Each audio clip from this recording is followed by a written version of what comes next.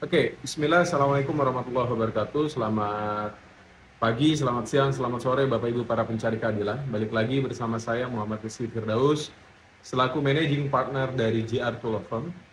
Pada sesi kali ini saya ingin sharing, kami sejak 2016 itu menjadi salah satu ahli di Pemda Tangerang Selatan atau pemerintah daerah Kota Tangerang Selatan, yang salah satu tugas kami adalah menghandle kasus perlindungan perempuan dan anak atau biasa disebut dengan UPTD-PPA. Dari 2016 ke 2025 kurang lebih sudah menginjak di 9 tahun berarti ya. Kita membersamai masyarakat Kota Tangerang Selatan. Dan banyak hal sekali yang ingin saya sharingkan kepada Bapak Ibu para pencari keadilan. Yang paling utama adalah Bapak Ibu ketika mengalami sebuah kekerasan baik perempuan maupun anak, terutama kekerasan seksual, ini menurut saya hukumnya wajib sekali untuk bisa berkoordinasi, untuk bisa berkolaborasi dengan UPTD PPA. Kenapa? Karena dalam mekanisme penyelesaian pidana di Indonesia itu jelas memakan waktu. Ini realistis kita bicara. Ada di kepolisian, di kejaksaan, sampai di pengadilan. Maka, kalau kita bagi tugasnya masing-masing lembaga ini, di kepolisian bertugas melakukan penyelidikan dan penyidikan. Di kejaksaan bertugas melakukan dakwaan dan tuntutan. Dan di pengadilan melakukan pemeriksaan dan putusan. Maka ada 6 tahapan yang harus dilalui oleh semua Bapak Ibu para pencari keadilan. Bayangkan, tahun kemarin, kami kalau tidak salah ini ya, data yang kami tangani untuk perempuan dan anak saja di Kota Tangerang Selatan itu sekitar 334 kasus. Bayangkan, banyak sekali kasus-kasus yang terjadi. Apakah kota-kota yang banyak kasusnya ini atau kabupaten yang banyak kasusnya ini berarti tidak aman? Tidak. Karena logikanya, semakin servis dari pelayanannya baik, masyarakat akan semakin mau lapor. Dan ilustrasi kasus itu adalah seperti gunung es atau batu es yang dicelupkan ke sebuah wadah air. Yang akan tampil ke permukaan hanya sedikit saja. Artinya, akan masih banyak kasus yang tidak terungkap ke permukaan. Bayangkan jika servis pelayanannya tidak baik, aparat penegak hukum maupun penegak hukumnya tidak baik, maka bagaimana masyarakat bisa mengadu? Masyarakat bisa berkeluh kesah. Jadi jangan sampai memaknai banyaknya kasus berarti kotanya tidak aman atau tidak layak. Itu hal yang terbalik. Pernah suatu ketika saya juga menyampaikan hal ini kepada Deputi Kementerian Perlindungan Perempuan dan Anak. Kalau misalkan kota dianggap tidak layak karena banyaknya kasus, pertanyaannya, Komisi Pemberantasan Korupsi atau KPK ya, itu dianggap bekerja ketika dia menangkap koruptor atau tidak menangkap koruptor. Maka jawabannya adalah ketika KPK menangkap banyak koruptor, itulah dia bekerja dengan baik. Artinya, ketika kasusnya banyak, berarti semua pelayanan hukumnya bekerja. Baik dari ahlinya, baik dari kepolisian, kejaksaan, maupun pengadilan. Ini yang harus kita garis bawahi. Dan rasanya 9 tahun ini sudah menjadi waktu yang cukup untuk kami sharing, memberikan tips and trick dalam meraih sebuah akses keadilan di ranah pidana bagi Bapak Ibu korban ya. Yang pertama adalah ketika Bapak Ibu sebagai korban, yang harus diketahui pertama adalah ketika lapor ke kepolisian itu dibutuhkannya 2 permulaan bukti yang cukup Bapak Ibu. Maka 2 permulaan bukti yang cukup ini harus mengacu kepada pembuktian hukum acara acara pidana yang diatur dalam KUHP.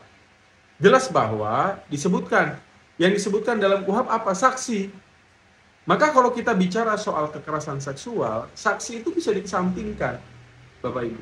Karena tidak mungkin kekerasan seksual itu dilakukan di ruang-ruang terbuka. Pasti dia dilakukan di ruang-ruang yang gelap, sendirian, tidak ada saksi. Maka saksi dalam kasus-kasus kekerasan seksual itu bisa dikesampingkan. Ini yang harus diketahui bersama. Maka permulaan buktinya apa? Kita tinggal lihat saja aspek dampaknya, psikis ataupun fisik. Ketika dampaknya fisik, maka jelas bahwa harus dilakukannya visum et repertum. oleh misalkan dokter di salah satu rumah sakit yang akan ditunjuk oleh pihak aparat penegak hukum. Jika dampaknya adalah psikis, maka akan dilakukan pemeriksaan psikologi. Nah, pemeriksaan psikologi ini dilakukan di mana? Jelas di IPT DPPA, dan itu tidak berbayar. Bayangkan, Bapak Ibu para pencari keadilan bisa mendapatkan akses pemeriksaan psikologi free, tidak dikenakan biaya.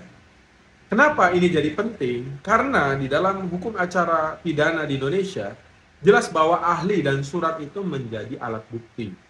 Ketika seorang ahli memeriksa dan hasil periksanya katakan positif, maka permulaannya sudah cukup di situ. Dan ingat Bapak Ibu, ketika melakukan pemeriksaan kesehatan tadi maupun psikis, itu harus ada surat perintah dilakukannya pemeriksaan dari aparat penegak hukum. Kalau tidak, maka ini tidak bisa menjadi sebuah bukti dalam hukum pidana. Oke, berikutnya yang ingin saya sampaikan, bahwa biasakan ketika dalam melakukan atau meraih akses keadilan, biasakan semua by surat. Apa maksudnya? Maksudnya di sini adalah ketika Bapak Ibu ingin mengetahui sudah sampai mana kasus Bapak Ibu, itu Bapak Ibu bisa dalam Perkapolri 6 2019 meminta SP2HP.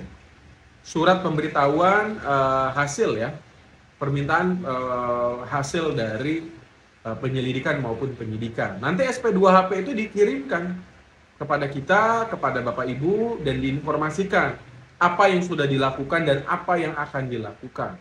Jelas bahwa negara Indonesia menganut sistem Eropa kontinental, maka penyelesaian hukum secara tertulis itu menjadi poin utama daripada Bapak Ibu harus berkoordinasi by telepon, sudah sampai mana, sampai sini, itu tidak bisa dipertanggungjawabkan.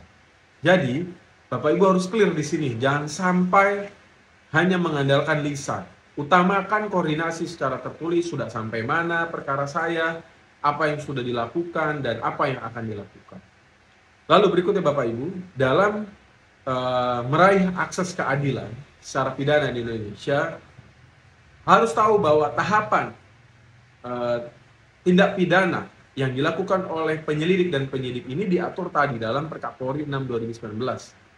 Jelas bahwa ada berita acara pemeriksaan, jelas bahwa ada ahli yang mungkin akan diperiksa, jelas bahwa bukti ini akan diberikan sebuah ketetapan sumpahnya, penyerahan buktinya, sumpah saksinya, dan lain sebagainya. Yang berikutnya adalah juga harus tahu ada tahapan P21. P21 itu ada 2 tahap. Tahap 1 yaitu pelimpahan berkas kepada kejaksaan. Tahap 2 adalah penyerahan tersangka atau terdakwa. Maka ketika SP2HP bicara soal perkembangan hasil penyidikan, Bapak Ibu bisa minta, ini misalkan SP2HP-nya bicara P21, ini sudah P21 tahap berapa? P21 tahap 1 kah atau P21 tahap 2? Kenapa? Karena tadi P21 tahap 1 bicara soal penyerahan berkas. P21 tahap 2 bicara penyerahan tersangka atau terdakwanya. Maka jangan sampai hanya ini sudah P21, tidak. Harus jelas tahap 1 atau tahap 2. Lalu berikutnya di kejaksaan. Di kejaksaan itu biasanya hanya sebentar saja karena waktunya cuma 14 hari, harus dibawa ke persidangan. Dan tips yang paling penting berikutnya adalah ketika diperiksa, Bapak Ibu biasakan bicara lokus dan tempus, tempat dan waktu kejadiannya di mana. Dan biasakan unsur-unsur sebuah tindak pidananya dibicarakan, misalkan adanya tipu muslihat, adanya ancaman. Bagaimana cara pelaku menjalankan aksinya itu harus benar-benar dijelaskan. Karena itu adalah sebuah modusnya, sebuah misalkan niatnya, mensreanya, dan lain sebagainya. Itu dijelaskan. Kenapa? Karena aparat penegak hukum dari kepolisian sampai kepada hakim, pemeriksa di pengadilan, mereka juga manusia, mereka ada titik fokusnya. Tidak juga ketika Bapak Ibu menyampaikan kemana-mana mereka bisa fokus. Jadi fokus, sampaikan tempatnya, waktunya, dan rangkaian kejadian dari fakta dan peristiwanya seperti apa. Nah, ketika sampai di pengadilan, akan minimal ada panggilan 1 kali. Akan dihadirkan, diperiksa. Ingat bahwa dalam proses akses peradilan pidana atau menempuh keadilan dalam ranah pidana di Indonesia, pengadilan di Indonesia mengenal adanya fakta persidangan. Jadi hal-hal yang belum terungkap, hal-hal bahkan yang tidak terungkap itu bisa terungkap di meja persidangan. Dan Bapak Ibu harus tahu bahwa meja persidangan atau ruang persidangan pidana itu hakimnya aktif. Dia akan menggali dan lain sebagainya. Ketika ada kurang, dia akan minta saksi untuk hadir dan lain sebagainya. Maka ketika ada hal-hal yang belum disampaikan di BAP, boleh disampaikan di ruang persidangan. Balik lagi bahwa hal ini harus selaras dengan apa yang telah dilewati ya. Contoh dari penyerahan alat bukti, contoh dari pemberian keterangan, keterangan tambahan, keterangan saksi dan lain sebagainya. Jadi fakta persidangan ini harus juga selaras. Walaupun hakim bisa menggali secara penuh bagaimana dia ingin menentukan sebuah putusan yang adil dan berkeadilan.